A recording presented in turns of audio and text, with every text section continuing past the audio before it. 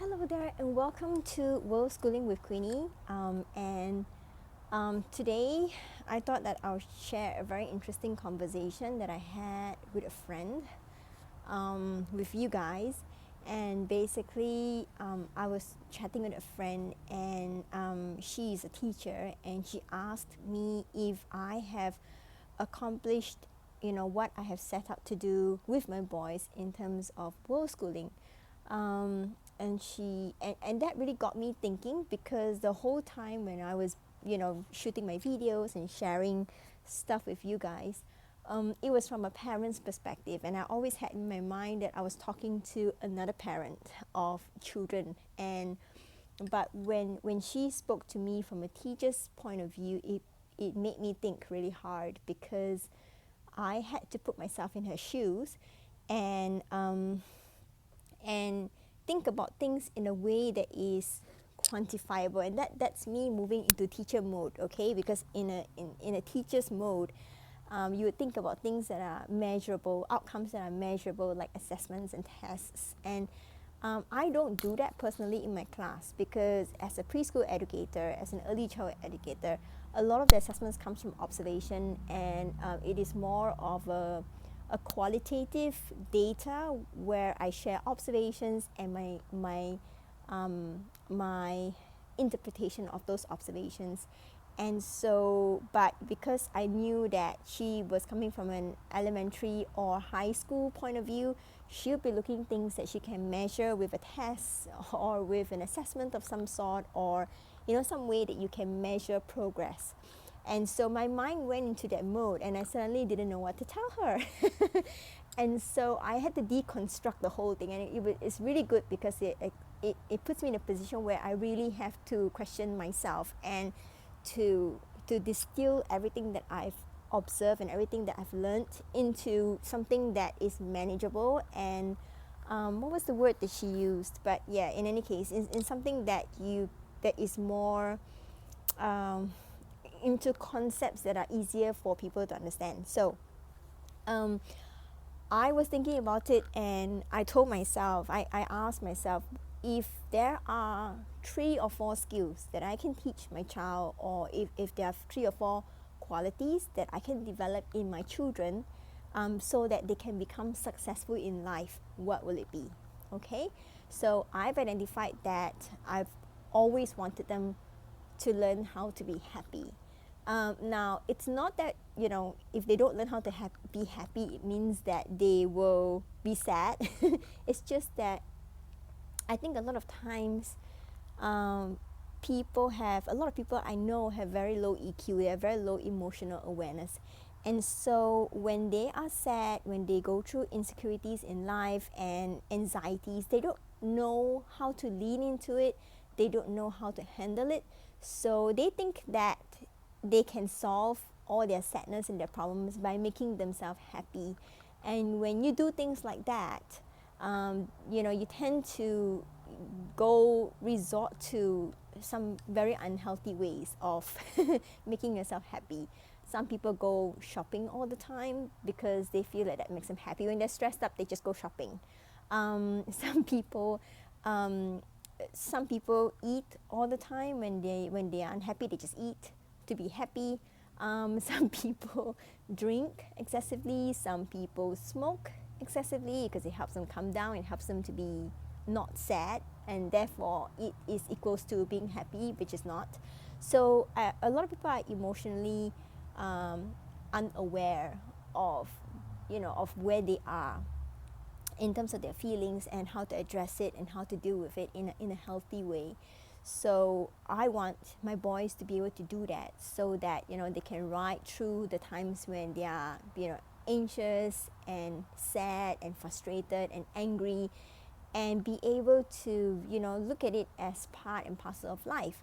And then I want them to also learn to stop and look at the simple things around them and be happy with it, and they don't have to run out there and look for happiness, um, because happiness is just being able to appreciate what you have, and and the circumstances that you're in, and making things work for you, okay, I mean, you can't make everything work for you, but to be able to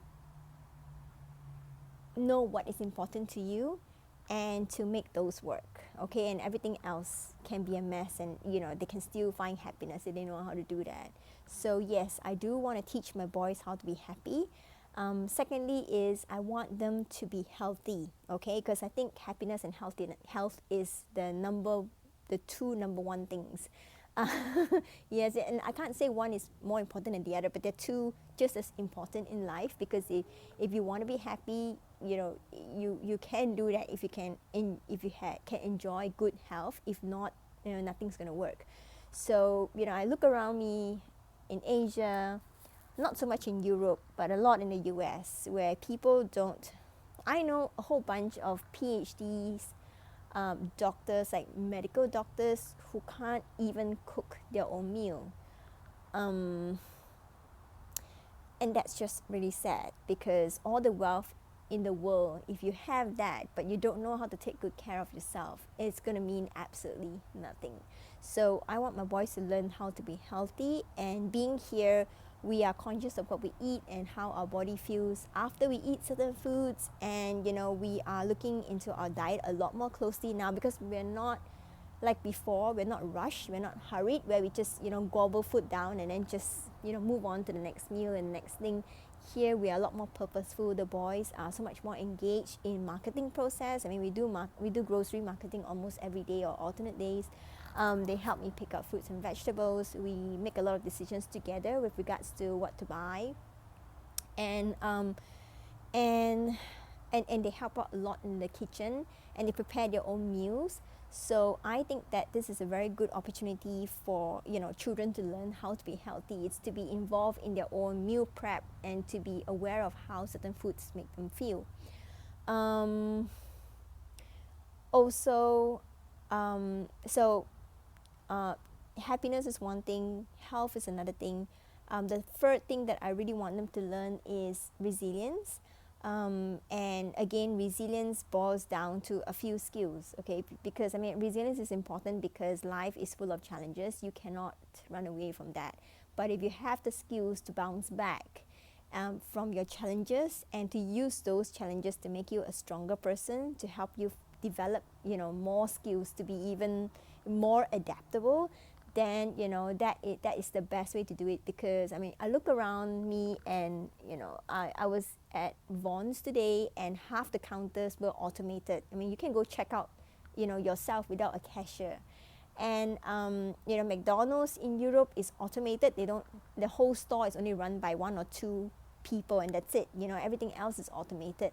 So jobs are changing.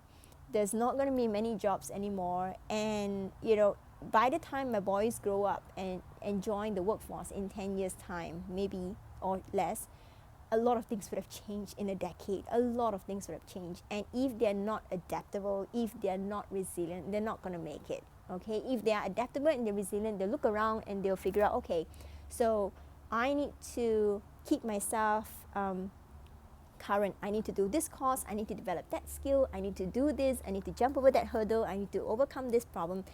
And so rather than, oh, this is too difficult, I need to give up, I need to move into my mother's garage, my parents' garage, and just stay there and just eat off their food, and just borrow their car. And I don't have that kind of luxury for them. So I want them to learn to be resilient and adaptable. So I want them to learn these things. These are important qualities to have. Another thing that I want them to learn is, which is the fourth thing, the most important thing that we really shouldn't forget, is communication skills. I think we all need to learn to communicate. A lot of parents say, oh, if you take your children out of school, they won't have an opportunity to develop socially because they have no peers to communicate with. Well, the thing is that a lot of people that we mix with are not really our peers. They're not really our age group. A lot of good friends that I have are way younger than me. They're way older than me, and I don't even get along with a lot of people my age. And I went to school. And that's because, age it's not a determining factor as to whether I develop, you know, the age of the people I mix with is not a determining factor as to, you know, whether I develop my social skills or not. What is mixing with people and exposing yourself to people from who are different, who are very different, age-wise, generation gap, culturally different. They come from a different ethnic group, different socio-economic status, different everything. And learning to understand them and see things from their point of view and listen to them. These are all very, very good communicative skills. Skills to, you know, to form healthy communication, to form healthy relationships. And I mean, it's amazing sometimes because, you know, one of the things that I struggle with when people talk to me about unschooling is that, you know, oh, if your children won't get to, you know, interact with their peers, and they won't learn how to foster good, healthy relationships. I'm like, okay, how many couples do you know who have healthy relationships, who have good communication skills? I know a lot of wives out there who can't communicate with their husbands in a way that, you know, their husbands can understand how they feel, what they want, what are their needs. There's so few people out there. So, you know, if you're talking about peers, I'm saying no. I think we need to vary their, you know, social interaction with people of, you know, different categories. And that's exactly what I'm trying to do.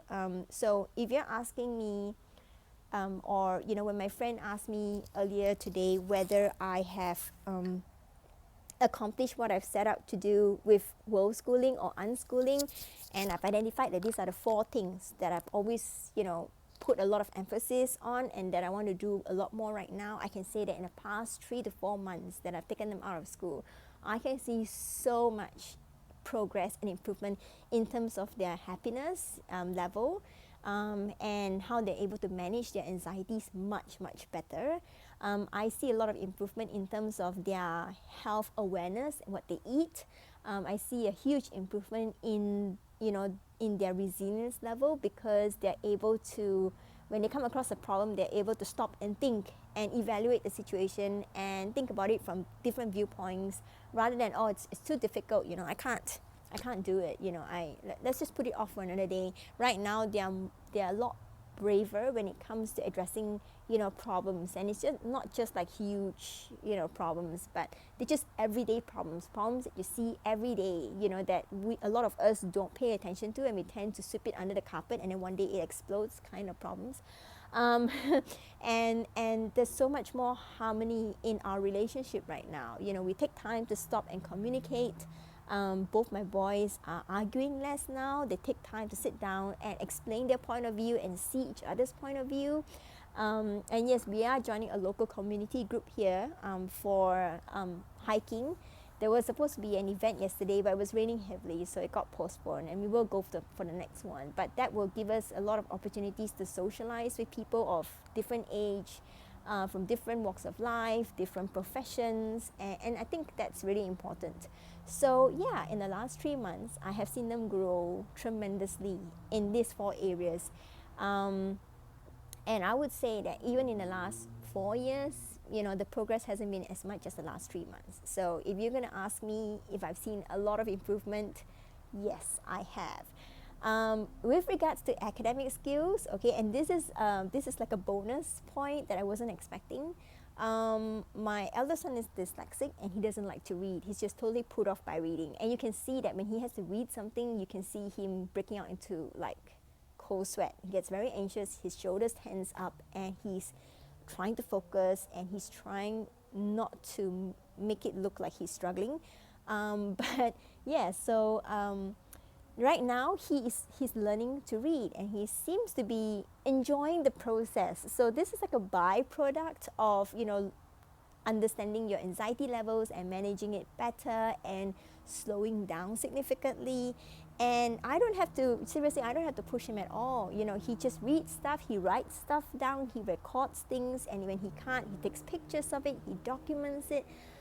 He's reading books. We took him to Barnes and Noble. He picked up a book that he likes, and he's reading books now. And before that, you know, it was just so painful to watch him read, because you know very clearly that it's like he's pulling out his teeth. You know, it's just it's just really painful to watch him read. But now he's just totally enjoying it, and it looks like it's become a part of him right now, and he's getting very comfortable with it. So I am absolutely loving it. So what I'm going to do is I'm hoping to get them both one of these days to sit down with me, and I'm going to do an interview with them so that you can hear from them how they feel about world schooling or unschooling, and and I think that will give you a slightly different perspective rather than hearing from my point of view all the time. So anyway, thank you for listening, and see you soon.